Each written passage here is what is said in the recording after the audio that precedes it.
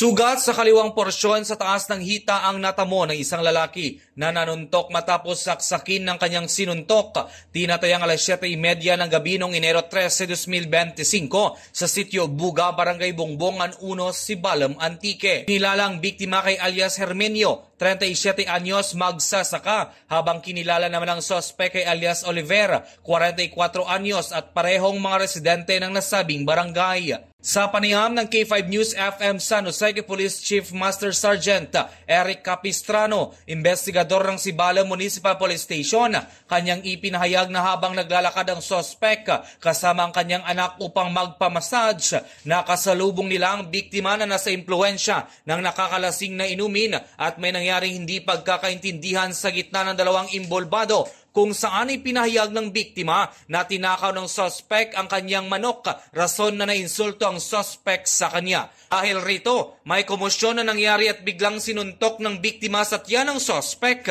na sinubukan pang pigilan ng kanyang anak, pero sinugod pa rin ito ng biktima, rason na sinaksak ang sospek gamit ang dala nitong kutsilyo. Matapos ang pangyayari, dali-dali namang dinala sa Ramon Masa Senior Memorial District Hospital ang biktima, samantala voluntaryo namang nag-surrender ang sospek, dala ang kutsilyong ginamit sa krimen at kasalukuyang nasa kustodiya na ng Sibalom MPS.